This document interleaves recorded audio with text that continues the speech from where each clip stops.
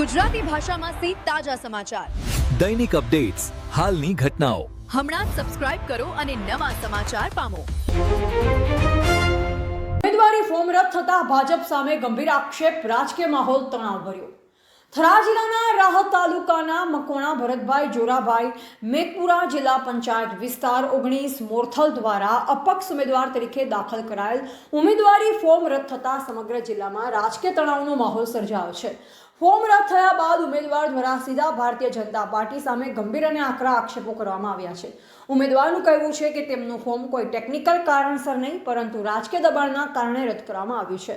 તેમણે દાવો કર્યો છે કે ભાજપના કેટલાક સ્થાનિક તથા પ્રભાવશાળી નેતાઓના દબાણ હેઠળ ચૂંટણી પંચે નિર્ણય લીધો અને તેમણે ચૂંટણી પ્રક્રિયામાંથી બહાર રાખવામાં આવ્યા. આ નિવેદન બાદ સમગ્ર વિસ્તારમાં રાજકીય ચર્ચાઓ તેજ બની છે. ગામે ગામ અને સોશિયલ મીડિયા પર આ મુદ્દો ચર્ચાનો કેન્દ્ર બની ગયો છે.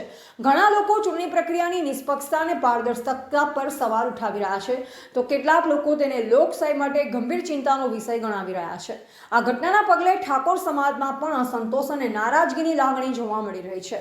સમાજના આગેવાનો અને સ્થાનિક લોકોએ સ્પષ્ટ શબ્દોમાં ન્યાયની માંગ કરી છે. તેમનું કહેવું છે, જો ખરેખર કોઈ રાજકીય દબાણ હેઠળ ઉમેદવારો સાથે અન્યાય થયો હોય તો તેની તાત્કાલિક અને નિષ્પક્ષ તપાસ થવી જોઈએ. ઘણા સ્થળે સમાજના લોકો એકત્ર થઈ આ મુદ્દે આંદોલનાત્મક વલણ પણ વ્યક્ત કરી રહ્યા છે. ઉમેદવાર દ્વારા વધુમાં જણાવાયું છે કે તેઓ લોકશાહી પદ્ધતિમાં વિશ્વાસ રાખે છે, પરંતુ જો આ પ્રકારના નિર્ણયો લેવામાં આવશે તો સામાન્ય ઉમેદવારોને આગળ આવવાની તક નહીં મળે. તેમણે ચૂંટણી પ્રક્રિયાને ફરીથી તપાસવાની અને યોગ્ય ન્યાય આપવાની માંગ કરી છે. તો બીજી તરફ સમગ્ર મામલે ભાજપ તરફથી અત્યાર સુધી કોઈ સત્તાવાર પ્રતિક્રિયા આપવામાં આવી નથી. ચૂંટણી તંત્ર પણ ફોર્મ રદ થવાના ચોક્કસ કારણો જાહેર કરવામાં નિષ્ફળ રહ્યું છે, જેના કારણે સ્થિતિ વધુ અસ્પષ્ટ અને વિવાદાસ્પદ બની છે. સ્થાનિક રાજકીય પરિસ્થિતિ દિવસે દિવસે વધુ ગરમાઈ રહી છે અને હવે સૌની નજર આગામી સત્તાવાર સ્પષ્ટતા અને આગળની કાર્યવાહી પર ટકેલ છે. એવા રાણાભાઈ પારેગી, વાવથરાદ. નવા તાલુકાની અંદર ભાજપનો દબદબાના કારણે અમારું જે ફોર્મ ક્લિયર હતું એ ખાલી નોર્મલ ફોર્મેલિટીને કારણે ભાજપના ઉમેદવારના પિતાએ મારું ફોર્મ રિજેક્ટ કરાયું અને ત્યાંથી મને નીકળ્યો કે જે થવું તો થઈ ગયું છે અને અમારા ઠાકોર સમાજ ઉપર અન્યાય થાય છે.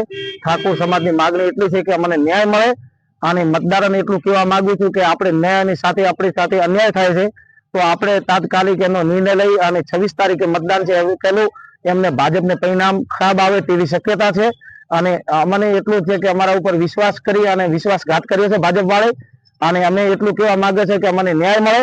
અમારું ફોર્મ નોર્મલ રીતમાં કે એમને ભાજપના દબાણથી અમારું ફોર્મ રિજેક્ટ કરાવ્યું છે. એના માટે હું ઠાકોર સમાજને મોરથલ જિલ્લા પંચાયત 19 ના ઉમેદવારે મારું ફોર્મ રિજેક્ટ કરાવ્યું છે. એમના કારણે મારું ફોર્મ રિજેક્ટ થયું છે. તો હું તો ઠાકોર સમાજને બે હાથ જોડીને વિનંતી કરું છું કે આવનારું ભવિષ્ય સાચી દિશામાં દોરો, તે માટેની મારી નમ્ર વિનંતી છે. કોઈના દબાવ ન રહો અને સાચી દિશામાં આપણું પરિણામ લાવવાની કોશિશ કરો.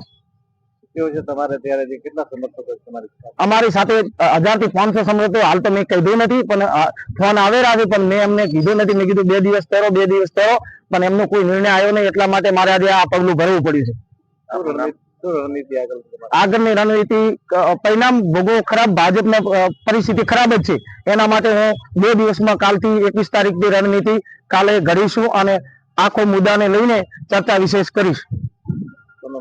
મારું નામ ભરતભાઈ જોરાજી, મકવાણા.